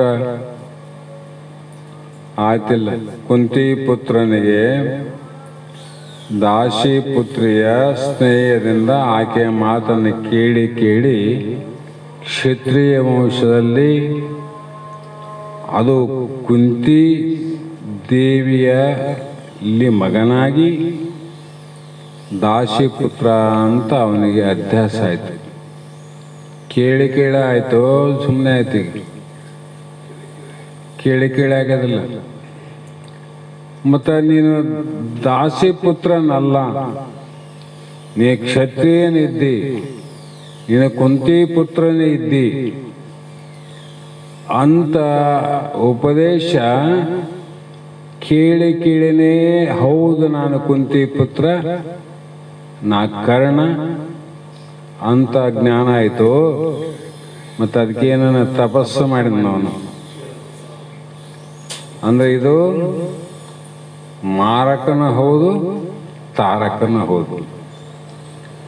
ನಿನ್ನ ಮರೆವಿಗೂ ಇದು ಕಾರಣ, ನಿನ್ನ ಅರಿವಿಗೂ ಇದು ಕಾರಣ. ಆದ್ದರಿಂದ ವೇದಾಂತ ವಿಚಾರಗಳನ್ನು ಶ್ರವಣ ಮಾಡುವುದರಿಂದ ಕಿವಿಯು ತಾರಕವಾಗುತ್ತದೆ. ಯಾವ ಶಾಸ್ತ್ರ? ವೇದಾಂತ ಶಾಸ್ತ್ರವನ್ನು ಶ್ರವಣ ಮಾಡುವುದರಿಂದ ತಾರಕ. ಮತ್ತೆ ಬೇರೆ ಯಾವುದನ್ನು ಶ್ರವಣ ಮಾಡುವುದರಿಂದ ಅದು ಮಾರಕ ಆಗ್ತದೆ. ನಾವು ಸಣ್ಣವರಾದದ್ದು ಯಾವುದನ್ನು ಕೇಳಿ ಅಂದರೆ, ವೇದಾಂತವನ್ನು ಕೇಳಿದವರು ಯಾರೋ ಚಿಕ್ಕವರಾಗೋದಿಲ್ಲ, ಎಲ್ಲರೂ ದೊಡ್ಡವರೇ. ಎಲ್ಲರೂ ಶಿವಸ್ವರೂಪಗಳೇ, ಎಲ್ಲರೂ ಬ್ರಹ್ಮಸ್ವರೂಪ. ಅಂದರೆ ಅಲ್ಲಿ ಯಾರನ್ನು ಸಣ್ಣವರಂತ ಹೇಳ್ತದೆ ಶಾಸ್ತ್ರ? ಅಂದರೆ ಅದನ್ನು ಕೇಳಿತು ಕಿವಿ ಅಂದರೆ ನೀನು ಪರಮಾತ್ಮನಾಗ್ತಿದ್ದಿ. ಇಲ್ಲ ಅಂದರೆ ನೀ ಚಿಕ್ಕವನಾಗಿ ಜೀವಾತ್ಮ ನಾನು ಅಂತ ತಾದಾತ್ಮ ಭಾವದಿಂದ ನಿನ್ನ ಸ್ವರೂಪ ದೊಡ್ಡತನವನ್ನು ಮರೆತು ಚಿಕ್ಕತನವನ್ನು ಅರಿತು ನೀನು ಮರೆತು ನಾನು ಹುಟ್ಟವನು ನಾನು ಸಾಯುವನಂತ ಕುಂತಲ್ಲ. ನೀನು ಮಾರಕಾಯ್ತೋ ತಾರಕಾಯ್ತೋ? ಮಾರಕನೇ. ಹಾಗಾಗಿ ಈ ವೇದಾಂತ ಶಾಸ್ತ್ರವನ್ನು ಹೇಗೆ ಕೇಳಬೇಕು ಅಂದರೆ, ಒಂದು ಕಿವಿಯಿಂದ ಕೇಳಿ ಮತ್ತೊಂದು ಕಿವಿಯಿಂದ ಬಿಡೋದಲ್ಲ. ಒಂದು ಕಿವಿಯಿಂದ ಕೇಳಿದ ಮೇಲೆ ಮತ್ತೊಂದು ಕಡೆ ಹೋಗಲಾರದಂತೆ ಭದ್ರ ಮಾಡಬೇಕು. ಮತ್ತೊಂದು ಕಡೆ ಹೋಗಬಾರ್ದು. ಅದು ನಮಗೇನಾಗಿದೆ ಗ್ರಹಚಾರ ಅಂದರೆ, ಪ್ರಪಂಚದ ವಿಚಾರವನ್ನು ಭದ್ರವಾಗಿ ಇನ್ನೊಬ್ಬರಿಗೆ ಕೇಳಬಾರ್ದು. ಇನ್ನೊಬ್ಬರಿಗೆ ಮುಟ್ಟಿದ್ರೆ ಏನು ಆಗ್ತದೇನು, ಏನು ನಷ್ಟ ಆಗ್ತದೇನು ಅಂತ ನಮ್ಮ ಹೊಟ್ಟೆಯೊಳಗೆ ಅವನಿಗೆ ಹೊರಗೋಲನ್ನು ಗುಪ್ತವಾಗಿಟ್ಟಿವಿ. ವೇದಾಂತವನ್ನು ಈ ಕಡೆ ಕೇಳದು ಈ ಕಡೆ ಬಿಟ್ಟಿವಿ. ನೋಡ್ರಿ ಹೆಂಗಾಗ್ತದೆ. ಇಲ್ಲಿ ಪ್ರತಿದಿನ ಕೇಳ್ತೀವಿ. ಎಷ್ಟು ದಿನ ಕೇಳಬೇಕು ವೇದಾಂತ ಶಾಸ್ತ್ರ ಅಂದ್ರೂ ಕೂಡ ಹಲವು ವಿಚಾರಗಳು ಬಂದು ಹೋಗ್ಯಾವ. ಸತಿಪತಿಗಳು ಮದುವೆ ಆದ ಮೇಲೆ ದೈವಾನುಕೂಲತೆಯಿಂದ ಅವರಿಗೆ ಗರ್ಭ ನಿಲ್ತದ ಅಂದ್ರು. ದೈವಾನುಕೂಲ ಬೇಕಾದ ಅಂದರೆ ಅವರ ಸತಿಪತಿಗಳ ಕೂಡುವುದರಿಂದ ಗರ್ಭ ನಿಲ್ತ ಅಂತ ಅರ್ಥ ಆಯ್ತಲ್ಲ ನಿಮಗಂತ ಎಲ್ಲರಿಗೂ ಗೊತ್ತಾಗ್ತದೆ. ಪ್ರತಿದಿನ ಕೂಡಿದಾಗ ಪ್ರತಿದಿನ ವೀರ್ಯ ಅನ್ನುವಂಥದ್ದು ಅದು ಏನಾಗ್ತದ, ಬಿಡುಗಡೆ ಆಗ್ತದೆ ಪುರುಷನಿಂದ ಸ್ತ್ರೀ. ಆ ಪ್ರತಿದಿನದ ವೀರ್ಯ ಗರ್ಭ ನಿಂತಿತ್ತು ಅಂದರೆ ಗತಿ ಏನಿತ್ತು ವಿಚಾರ ಮಾಡೋದು ನೀವು, ಸೂಕ್ಷ್ಮ ವಿಚಾರ. ಪ್ರತಿದಿನದ ವೀರ್ಯ ಆ ತಾಯಿಯ ಗರ್ಭದಲ್ಲಿ ನಿಂತಿತ್ತಂದ್ರೆ ಗತಿ ಏನಾಗ್ತಿತ್ತು. ಎಷ್ಟೋ ದಿನ ಸತಿಪತಿಗಳ ಸಂಭೋಗ ನಡೆದಾಗ ದೈವಾನುಕೂಲತೆಯಿಂದ ಯಾವುದೋ ಒಂದು ದಿನದ ಏನು ವೀರ್ಯ ಅದ ಆ ವೀರ್ಯ ಆ ತಾಯಿಯ ಗರ್ಭದಲ್ಲಿ ನಿಂತು ಅದು ಏನಾಗ್ತದೆ, ಶಿಶುವಿನ ಉತ್ಪತ್ತಿಗೆ ಕಾರಣ ಆಗ್ತದೆ. ಲಕ್ಷದ ಗಿಡರಿ 10 ವರ್ಷ ಆಗ್ಯದ, ಗಂಡ ಹೆಂಡತಿ ಚಲೋ ಇರೇನು, ಚಲೋ ಇರಿ ಡಾಕ್ಟ್ರೇ. ಚಲೋ ಇರಿ ಅಂದ್ರೆ ಅರ್ಥ ಏನಂದ್ರೆ ನೀವು ಹೊಂದಾಣಿಕೆ ಇರಿಲ್ಲ ಅಂತ ಅರ್ಥ, ಅವ್ರು ಕೂಡ್ತಾರಂತ ಅರ್ಥ. 10 ವರ್ಷ ಆದ್ರೂ ಮಕ್ಕಳಾಗಿಲ್ಲ ನಮಗಂತ ಬರ್ತಾರಲ್ಲ, ಗತಿ ಹಂಗ. ಯಾಕಾಗಲ್ಲಪ್ಪ ಅವ್ರಿಗೆ? ವೀರ್ಯದಿಂದ ಆಗುತ್ತಲ್ರಿ. ಮತ್ತೆ ವೀರ್ಯದಲ್ಲಿ ಚಲನತ್ತು ಇಲ್ಲೇನು ಇದೆ, ಆದ್ರೂ ಕೂಡ ನಿಂತಿಲ್ಲ ಗರ್ಭ. ಅದು ದೈವಾನುಕೂಲ ಕೂಡಬೇಕಾಗ ಕೂಡಿದಾಗ ಆ ಸಮಯದಲ್ಲಿ ಆ ವೀರ್ಯದ ಒಂದು ಬಿಂದು, ಹುರುಳಿಲ್ಲದ ಬಿಂದು ತಾಯಿ ಗರ್ಭದಲ್ಲಿ ಬಂದು ನಿಂದೊಂದು. ಹುರುಳಿಲ್ಲ ಅಂದ್ರೆ ಅದಕ್ಕೇನು ಬೆಲೆ ಇಲ್ಲದಂತ ಒಂದು ಬಿಂದು ತಾಯಿಯ ಗರ್ಭದಲ್ಲಿ ಬಂದು ಮತ್ತೆ ಅದು ನಿಂತು ಬೆಳೆದು ತಿಂದು ಉಂಡು ಕೇಳುವ ಆಲಿಸುವ ವಿಸ್ಮಯವಿದನ್ನು ಕಂಡು. ಎಂಥ ವಿಸ್ಮಯ ಇರೋದು. ಅದರಂಗ ಗುರುವಾಕ್ಯಗಳು ವೇದಾಂತ ಶ್ರವಣಗಳು ನಿಲ್ಲಬೇಕು. ನಿಂತ ವೀರ್ಯನೇ ಲೆಕ್ಕವಿನ ವ್ಯರ್ಥವಾದ ವೀರ್ಯ ಲೆಕ್ಕಕ್ಕೆ ಬರಲಿಲ್ಲ. ಶಿಷ್ಯನಲ್ಲಿ ಯಾವತ್ತು ಗುರುವಿನ ಯಾವ ವಾಕ್ಯದಿಂದ ಯಾರಿಗೆ ಈಶ್ವರ ಕೃಪೆಯಿಂದ ಅವನಿಗೆ ಆ ಮಾತಿನ ಪ್ರೇರಣೆಯಾಗಿ ಇಲ್ಲಿ ಜ್ಞಾನ ಶಿಶು ಹುಟ್ಟುತ್ತದೋ ಅದು ಹೇಳಕ್ಕೆ ಬರಂಗಿಲ್ಲ. ಅದಕ್ಕಾಗಿ ಹೇಗೆ ಕೇಳಬೇಕು ಒಂದು ಅರ್ಥ ಏನಾಯ್ತ್ರಿ, ನಿತ್ಯ ನಮ್ಮ ಕಾರ್ಯ ಮಾಡಬೇಕು. ಯಾವ ಸಮಯದಲ್ಲಿ ಅದು ನಿಲ್ತದ ಗೊತ್ತಿಲ್ಲ. ಯಾಕಂದ್ರೆ ಅನಧಿಕಾರಿಗಳಿದ್ರೆ ಅವನ ಅಧಿಕಾರಿಯಾಗಿ ಯಾವ ಸಮಯದಾಗ ಯಾವ ಮಾತಿನಿಂದ ಅವನ ಪರಿವರ್ತನೆ ಆಗಿ ಆಹಾ ನನ್ನ ಜೀವನ ಸಾರ್ಥಕ ಆಯಿತು. ಅವನು ಹೇಳಿದ್ನಲ್ಲ, ಎಷ್ಟು ಜನ್ಮನವಲ್ಲಿ ಎಷ್ಟು ವರ್ಷನಾಗಲಿ ಪರಮಾತ್ಮ ಎಂದನ ಒಂದಿನ ಭೇಟಿ ಆತನಲ್ಲ, ಇದಕ್ಕಿಂತ ಹೆಚ್ಚಿನೇನಂದವನು. ಹಂಗಾಗಿ ಇಲ್ಲಿ ಕೂಡ ಏನಾಗದಂದ್ರೆ, ಕೇಳುವುದೆಂದರೆ ಚಿತ್ತವು ಕರಗಿ ಕೇಳುವ ವಿಷಯದ ಆಕಾರವಾಗಬೇಕು. ನಮ್ಮ ಚಿತ್ತ ಕರಗಬೇಕು. ಮತ್ತು ಯಾವ ವಿಷಯದ ಬಗ್ಗೆ ನಾವು ಕೇಳಕತ್ತೀವಿ ಅದೇ ವಿಷಯದ ಆಕಾರ ಆಗಬೇಕು ನಮ್ಮ ಮನಸ್ಸು. ಹೌದಲ್ರಿ? ನಾವು ಕೇಳೋದು ಬ್ರಹ್ಮನ ವಿಷಯ, ಆಕಾರ ಹೆಣ್ಣು ಮಕ್ಕಳ ವಿಷಯ ಆಯ್ತಂದ್ರೆ ಅಲ್ಲಿ ಬ್ರಹ್ಮ ಪ್ರಾಪ್ತಿ ಆಗ್ತದೇನು? ಆಗೋದಿಲ್ಲ. ಹಾಗಾಗಿ ಇಲ್ಲಿ ಅದೇ ನಿಜವಾದ ಶ್ರವಣ.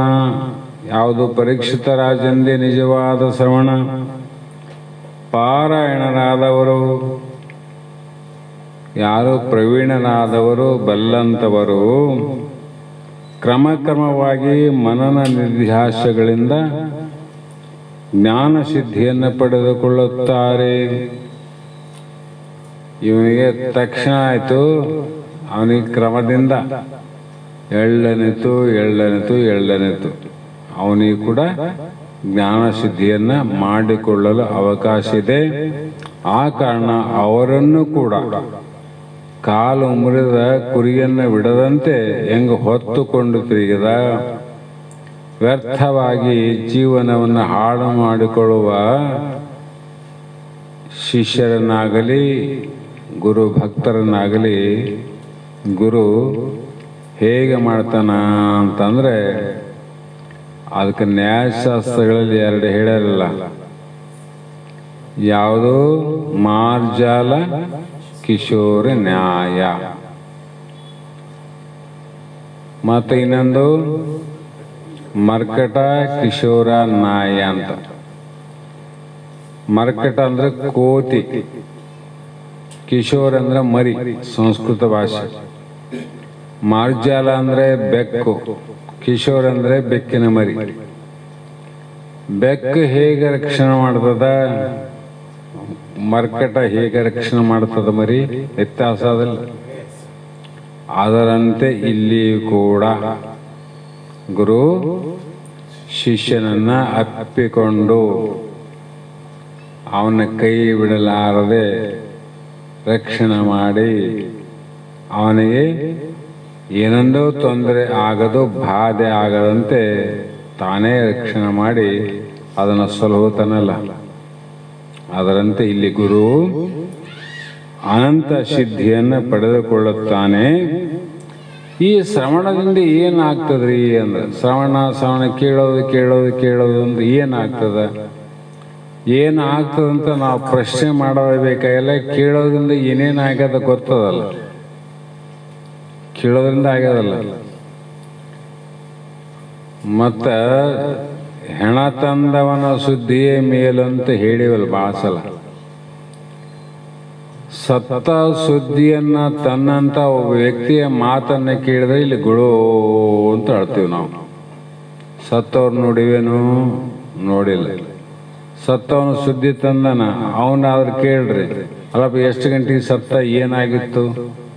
ಇಲ್ಲಮ್ಮ ನನಗೆ ಅದೇನು ಗೊತ್ತಿಲ್ಲ, ರೋಡಿಗೆ ನಿಂತಿದ್ದೆ, ಗೌಡ ಬಂದು ಹೇಳ್ದ, ಅಷ್ಟು ಸತ್ತಳಪ್ಪ, ಹೋಗಿ ಸುದ್ದಿ ಹೇಳಿಬಾರಂತ ಅಷ್ಟೇ ಗೊತ್ತು ಅಂದ. ಬಿಡು ಇವನು ನೋಡಿಲ್ಲ ಅಂತ, ಇವನ್ ಮಾತು ಯಾಕೆ ನಂಬಕಂತ ನಗುತ್ತಾರೇನಲ್ಲಿ. ಅತ್ತೆ ಹಿಂಗೆ ನಾನು ನೋಡಿಲ್ದಾಗ ಇನ್ನಿಷ್ಟು ಜಾಸ್ತಿ ದುಃಖ ಮಾಡಿ ಹೇಳ್ತಾರೆ. ಮತ್ತೆ ಇವು ಶ್ರುತಿವಾಕ್ಯ ಗುರುವಾಕ್ಯ ಸತ್ತ ಸುದ್ದಿ ತಂದ ವ್ಯಕ್ತಿಗಿಂತ ಆ ಪರಮಾತ್ಮನ ವಾಕ್ಯಗಳು ಕನಿಷ್ಠ ಏನು? ಕನಿಷ್ಠ ಆದ್ರೂ ಬಿಡ್ರಂತಾರ ಅವರು. ಹಾಗಾಗಿ ಶಬ್ದದಲ್ಲಿ, ಶ್ರವಣ ಶಬ್ದದಲ್ಲಿ ಪರಿವರ್ತನೆ ಆದ ನೋಡ್ರಿ. ಪರಿವರ್ತನೆ ಆಗೋದ್ರೆ ಬದಲಾವಣೆ. ಪಾರಮಾರ್ಥದ ಶಬ್ದಗಳ ಪಾರಮಾರ್ಥದ ಶ್ರವಣದಿಂದ ಪರಿವರ್ತನೆ ಆಗಿಲ್ಲ. ನಮಗೇನಾಗಿದೆ ಅಂದ್ರೆ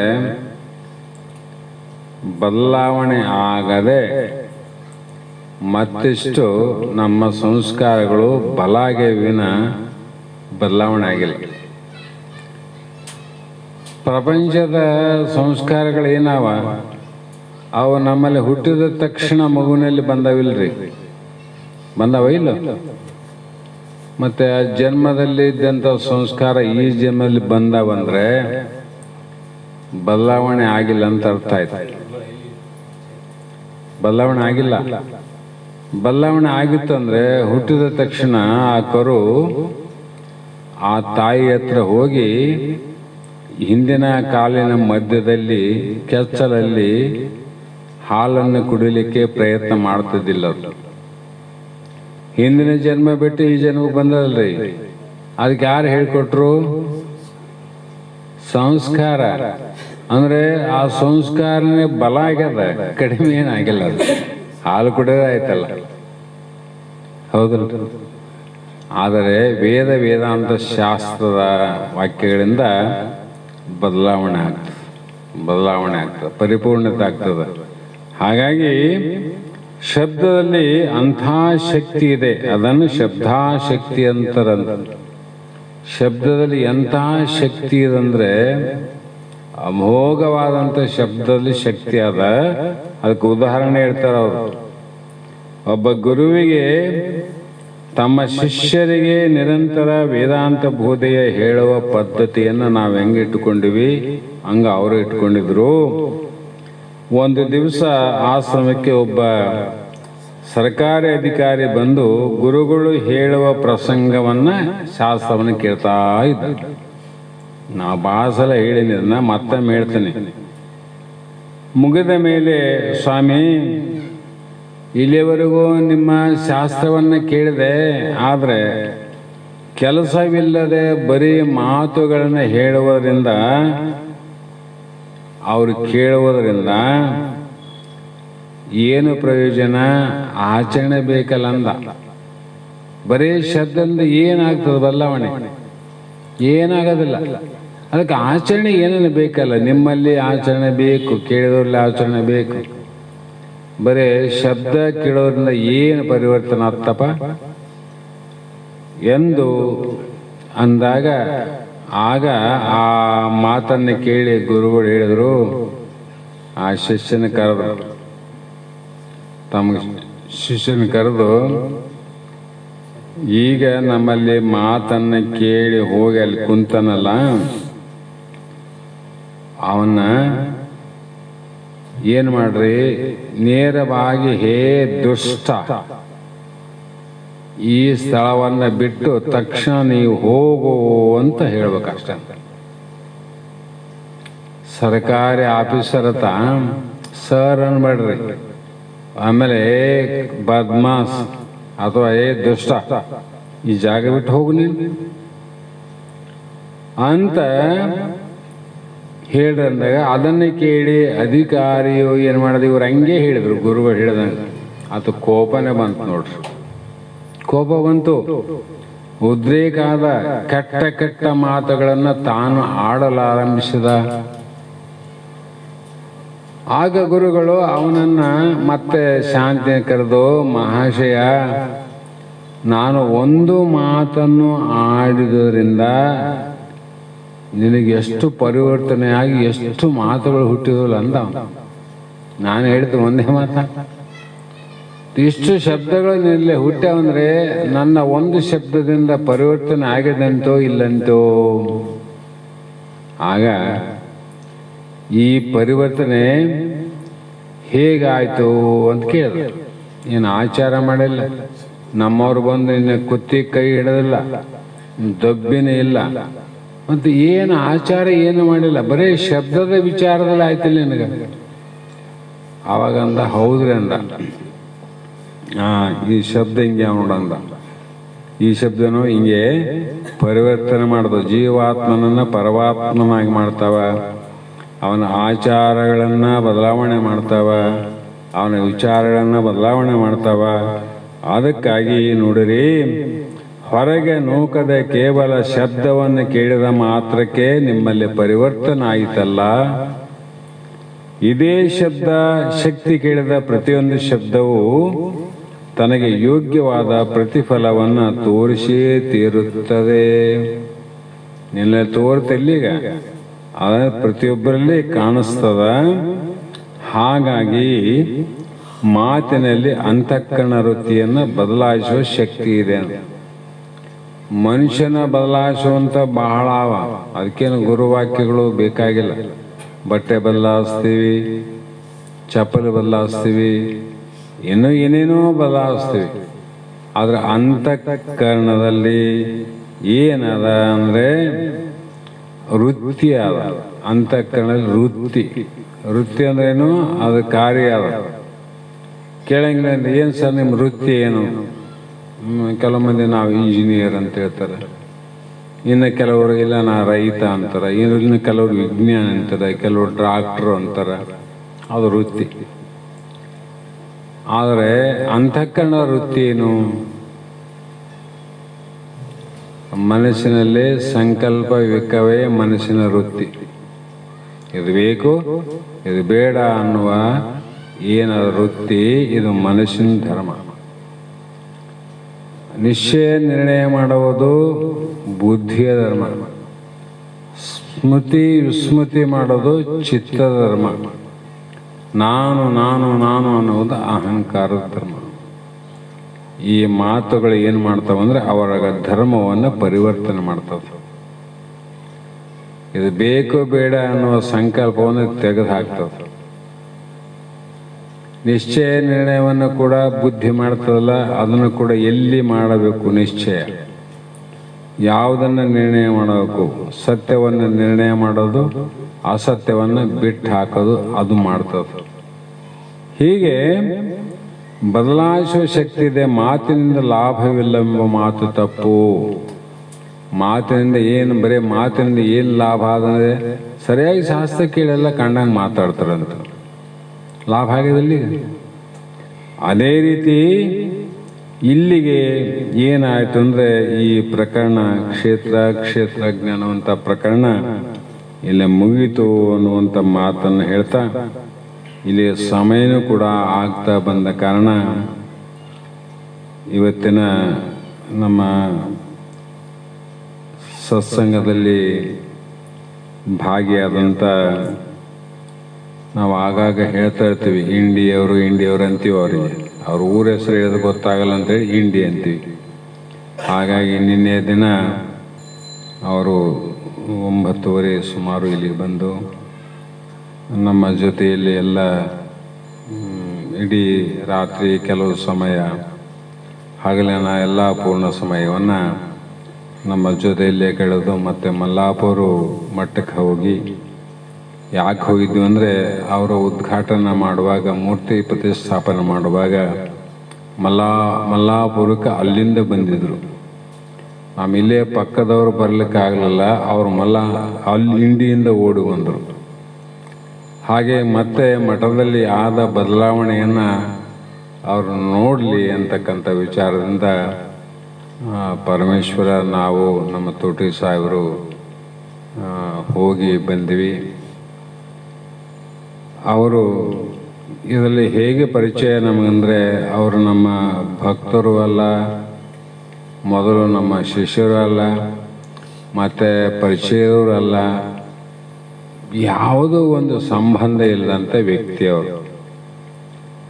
ಅವರು ಸುಮಾರು ಸಲ ಸಿದ್ಧಾರೂಢ ಮಠಕ್ಕೆ ಹೋಗ್ಯಾರ, ಅಲ್ಲಿ ಬರೆದಿರ್ತಂಥ ವಾಕ್ಯಗಳನ್ನು ಕೂಡ ನೋಡ್ಯಾರ,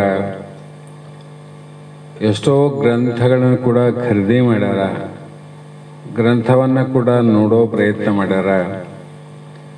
ಆದರೆ ಅವರು ಹೇಳುವ ಅವರೇ ಪ್ರತ್ಯಕ್ಷವಾಗಿ ಹೇಳಿದ್ದು ಅದರಲ್ಲಿ ಶಿವ, ಜೀವ, ಜಗತ್ತು ಇವೆಲ್ಲ ಶಬ್ದಗಳನ್ನು ನೋಡಿ ಇದೇನಪ್ಪ ಅನ್ನುವಂಥ ಒಂದು ಭಾವದಲ್ಲಿ ನಾವು ಬಹಳ ಅದನ್ನೇನು ನೋಡಲೇಬಾರದೇನೋ ಅನ್ನುವಂಥ ಭಾವದಲ್ಲಿದ್ದಾಗ ನಿಮ್ಮ ಯೂಟ್ಯೂಬಲ್ಲಿ ಬರುವಂಥ ಅವಾಗ ಪರಮಾನುಭವದ ಗ್ರಂಥ ನಡೆದಿತ್ತು. ಅವರು ಅಚಾನಕ್ ಅದರಲ್ಲಿ ನೋಡಿದಾಗ ಅದೇನಂತೀವಿ, ಕಾಗೆ ಕೊಂದದಕ್ಕೆ ಟೊಂಗೆ ಮುರಿಯೋದಕ್ಕಂತ.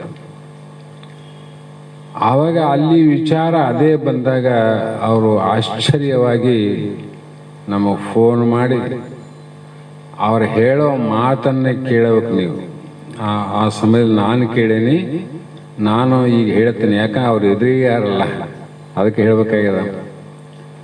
ಅಪ್ಪ, ನನಗೆ ಇವತ್ತು ಸಿದ್ಧಾರೂಢ ನನಗೆ ಸಿಕ್ಕ ಅಂದ.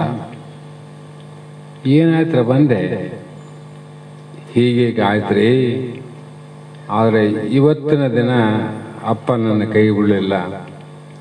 ಆ ಒಂದು ಸಿದ್ಧಾರೂಢರು ಇವತ್ತು ನಿಮ್ಮನ್ನು ತೋರಿಸಿದರು, ಅದಕ್ಕಾಗಿ ದಯವಿಟ್ಟು ನಾನು ನಿಮ್ಮನ್ನ ನೋಡಬೇಕಾಗ್ಯದ, ನಾ ಬರ್ತೀನಿ ಅಂತೇಳಿ ಅವ್ರು ಫೋನ್ ಮಾಡಿದ್ರು.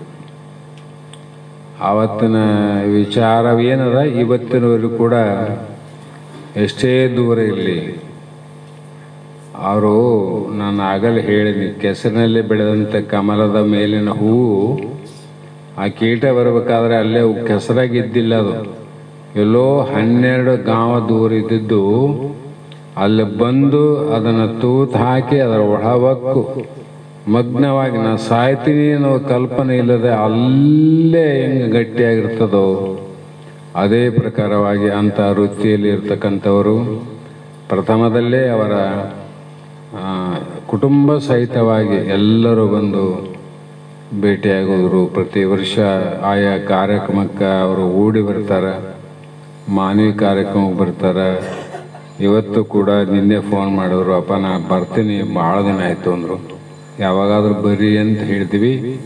ಹೀಗಾಗಿ ಅವರಿಗೂ ಕೂಡ ಸದ್ಗುರುನಾಥ ಬಸವಾನಂದರು, ಸಿದ್ಧಾರೂಢ ಮಹಾಸ್ವಾಮಿಗಳು, ಅನಂತ ಪುಣ್ಯ ಪುರುಷರು ಇವರ ಜನ್ಮದಲ್ಲೇ ಇದೇ ಜನ್ಮವನ್ನು ಕಡೆ ಮಾಡಿಕೊಂಡು ಯಾವ ಕಾಣಲಾರದಂಥ ಕೊನೆಯದಾದ ಮೋಕ್ಷ ಅನ್ನೋದು ಕೊನೆಯ ಜನ್ಮ, ಅದಕ್ಕೆ ಕೊನೆಯದಕ್ಕೆ ಮೋಕ್ಷ ಇಟ್ಟಾರ. ಜನ್ಮ ಇದು ಕೊನೆಯದಲ್ಲ, ಅದಕ್ಕೆ ಮೋಕ್ಷದ ಫಲ ಕೊನೆಗಿಟ್ಟಾರ. ಈ ಜನ್ಮ ಹೋಯ್ತು ಅಂದರೆ ಅದು ಇರ್ತದ, ಮತ್ತೆ ಈ ಜನ್ಮ ಬರಬೇಕಾಗ್ತದೆ, ಸಿಗೋದಿಲ್ಲ ಅದು. ಹಾಗಾಗಿ ನಿನ್ನೆ ಕೂಡ ಹೇಳಿದಂತೆ ಮಹಾತ್ಮರು ಏನನ್ನ ಆಶೀರ್ವಾದ ಮಾಡ್ತಾರ ಅಂತ ಹೇಳಿದ್ರೆ ಅವರು ಜ್ಞಾನ, ವೈರಾಗ್ಯ ಎರಡೇ ನಿಮಗೆ ಪ್ರಾಪ್ತಿ ಆಗಲ್ಲಪ್ಪ, ಭೋಗಭಾಗ್ಯ ಅಂತ ಹೇಳಂಗಿಲ್ಲ ಅವ್ರ ಜ್ಞಾನಿಗಳು. ಅದು ಈ ಜನ್ಮದಲ್ಲಿ ನಿಮಗೆ ಪ್ರಾಪ್ತಿ ಆಗಲಿ ಅಂತಕ್ಕಂಥ ಗುರುನಾಥನ ಆಶೀರ್ವಾದವನ್ನೇ ನಾವು ಹೇಳಿ ಇವತ್ತಿಗೆ ಸಮಯ ಆದ ಕಾರಣ ಮಂಗಲವನ್ನು ಮಾಡ್ರಿ.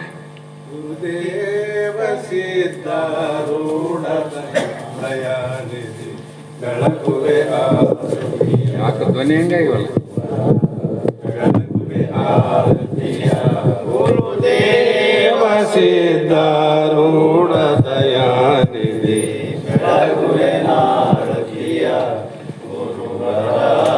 ಬೆಳಗುವೆನಾರತಿಯ ನರವಾರಕ್ಕೆ ನೀವರ ಪಂಚಾಕ್ಷರಿ ಮಂತ್ರವ ಬೋಧಿಸಿದೆ, ಗುರುವರ ಮಂತ್ರವ ಬೋಧಿ ತೋರಿಸಿದೆ ನೆರೆ ಘೋರ ಕಾಲನ ಬಾಧೆಯ ಬಿಡಸಿ ಉಪಾಯವ ತೋರಿಸಿದೆ ಗುರುವರ ಉಪಾಯವ ತೋರಿಸಿದೆ ಗುರುದೇವ ಸಿದ್ಧಾರೂಢ ದಯಾನಿಧಿ ಬೆಳಗುವೆನಾರತಿಯ ಗುರುವರ ಬೆಳಗುವೆನಾರತಿಯ ಉತ್ತಮರಿಗೆ ನಿಜ ತತ್ವಮಸಿ ಮಹಾವಾಕ್ಯವ ಬೋಧಿಸಿದೆ ಗುರುವರ ವಾಕ್ಯವ ಬೋಧಿಸಿದೆ ಮಿಥ್ಯಾ ಮಾಯೆಯ ನಾಶಿಸಿ ನಿಜ ಪದ ವಿತ್ತೋರಚಿಸಿದೆ ಗುರುವರ ವಿತ್ತೋರಚಿಸಿದೆ ಗುರುದೇವ ಸಿದ್ಧಾರೂಢ ದಯಾನಿಧಿ ಬೆಳಗುವೆನಾರತಿಯ ಗುರುವರ ಬೆಳಗುವೆನಾರತಿಯ ಗುರುದೇವ ಸಿದ್ಧಾರೂಢ ದಯಾನಿಧಿ ಬೆಳಗುವೆ ಆರತಿಯ ಗುರುವರ ಬೆಳಗುವೆ ಆರತಿ ಸಂತತ ಭ್ರೂಲತ ಪುರದೊಳಂದ ಮೈಮಯ ತೋರಿಸಿದೆ ಗುರುವರ ಮೈಮಯ ತೋರಿಸಿದೆ ಸಂತ ಮುಕುಟ ಮಣಿ ಶಾಂತ ಸಾಗರ ಸಂತತ ವಾಸಿಸಿದೆ ಗುರುವರ ಸತತ ವಾಸಿಸಿದೆ ಗುರುದೇವ ಸಿದ್ಧಾರೂಢ ದಯಾನಿಧಿ ಬೆಳಗುವೆ ಆರತಿಯ ಗುರುವರ ಬೆಳಗುವೆ ಆರತಿಯ. ನಮ್ಮ ಶಿಷ್ಯವರ್ಗ ಭಕ್ತವರ್ಗಕ್ಕೆ ಒಂದು ಸೂಚನೆ. ಇದೇ 7ನೇ ತಾರೀಕು 7ನೇ ತಿಂಗಳ 2026 ಸದ್ಗುರು ಬಸವಾನಂದರು ದೇಹ ಬಿಟ್ಟಂಥ ಮಿತಿ ಪ್ರಕಾರ ಬರುವಂಥ ದಿನ. ಹಾಗಾಗಿ ಅದರ ಅಂಗವಾಗಿ ನಾಳೆ ದಿನ ಕಿಮಲಾಪುರದಿಂದ ವೀರಯ್ಯ ಸ್ವಾಮಿಗಳು ಆಗಮಿಸಿ ಅವರ ನಿರ್ಮಾಣಿ ಗದ್ದಿಗೆ ಹೋಗಿ ಅಲ್ಲಿಂದ ನಾಳೆ ಸಾಯಂಕಾಲ ಬಂದು 7ನೇ ತಾರೀಕು ಇಲ್ಲಿ ಕಾರ್ಯಕ್ರಮವನ್ನು ಮುಗಿಸಿ ಮತ್ತೆ ವಾಪಸ್ ಹೋಗೋರಿದ್ದಾರೆ. ಅದಕ್ಕಾಗಿ ನಾಳೆ ಶಾಸಕ ಬರೋರು ಆದಷ್ಟು ಬೇಗ ಬಂದು ಭಾಗಿಗಳಾಗ್ರಿ ಅಂತಕ್ಕಂಥ ಮಾತನ್ನು ಸೂಚನೆ ಕೊಡುತ್ತಾ ಅವರವರ ಇಷ್ಟ ಇದ್ದವರು ಅವರವರ ಮನೆಯಲ್ಲಾಗಲಿ ಅವರವರ ಮಠಗಳಲ್ಲಿ ಆಗಲಿ ಅಸಂಕ್ಷಿಪ್ತ ಕಾರ್ಯವನ್ನು ಮಾಡಬಹುದು ಅಂತಕ್ಕಂಥ ಮಾತನ್ನು ಹೇಳ್ತಾ ಇವತ್ತಿಗೆ ಶಾಸ್ತ್ರದ ಗುರುಪಾದಕ ಸಮರ್ಪಿಸಿ ನಾವು ನೀವು ಧನ್ಯರಾಗೋಣ. ಜಗದ್ಗುರು ಸಿದ್ಧಾರೂಢ ಮಹಾರಾಜ ಕಿ ಜೈ, ಬಸವಾನಂದ ಸ್ವಾಮಿ ಮಹಾರಾಜ ಕಿ ಜೈ, ಶಿವಪುತ್ರೇಶ್ವರ ಮಹಾರಾಜ ಕಿ ಜೈ, ಬಸವಾನಂದ ಸ್ವಾಮಿ ಮಹಾರಾಜ ಕಿ ಜೈ, ಅಭಿನಂದನ ಮಹಾರಾಜ ಕಿ ಜೈ, ಸಕಲ ಸಾಧು ಸಂತ ಮಹಾರಾಜ ಕಿ ಜೈ. ಧರ್ಮಂ ಧರ್ಮ